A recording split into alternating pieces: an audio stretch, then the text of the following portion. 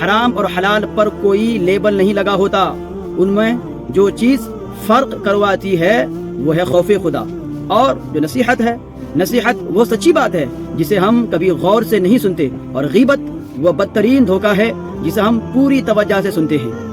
خاموش رہنا، برداشت کرنا اور درگزر کرنا سیکھنا دنیا کا سب سے بڑا ہنر ہے جو سبھی نہیں سیکھ سکتے۔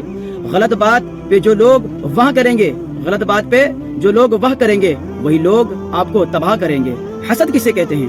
حسد کسے کہتے ہیں؟ کسی سے نعمت کے چھین جانے کی تمنا کرنا یا یہ خواہش کرنا کہ فلاں شخص کو یہ نعمت نہ ملے، اس کا نام حسد ہے۔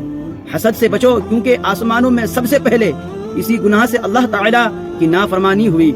اگر آپ غلط ٹرین پر سوار ہو جاتے ہیں تو آپ پہلے اسٹیشن پر اترنے کی کوشش کریں، کیونکہ جتنا فاصلہ ہوگا واپسی اتنی مہنگی ہوگی۔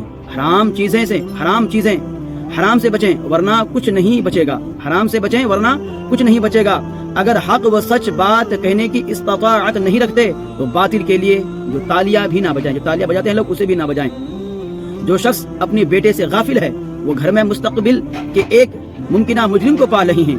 زندگی میں پریشانیاں کا سفر ایک ہی حل ہے، اللہ سے بات کریں، اللہ سے مانگیں، اللہ پر چھوڑ دیں، اللہ پر بھروسہ کریں۔ اپنے اندر دو چیزیں پیدا کر لیں، چپ رہنا اور معاف کرنا، کیونکہ چپ رہنے سے بڑا کوئی جواب نہیں اور معاف کر دینے سے بڑا کوئی انتقام نہیں۔ کون کیا کہہ رہا ہے، کسے کیا کر رہا ہے، مطلب کون کیا کہہ رہا ہے، کسے کر رہا ہے، کیوں کر رہا ہے۔ آج لوگ یہ سوچتے ہیں نا، کون کیا کر رہا ہے، کیسے کر رہا ہے، کیوں کر رہا ہے۔ ان سب سے آپ جتنا دور رہو گے اتنا ہی خوش رہو گے۔ عبادت کا دکھاوا عبادت ہی ضائع کر دیتا ہے۔ جو عبادت کے دکھاوا کرتے ہیں اس کی عبادت اسے ہی برباد کر دیتے ہیں۔ میرے پیارو، اچھی باتیں دوسروں کو شیئر کیا کریں، اور اگر صحیح لگے، سننے میں اچھا لگے، اگر دل آپ کا گوارا کرے تو سبسکرائب کریں، فالو کریں، اور کمنٹ باکس میں جو ہے سبحان اللہ ضرور بولیں۔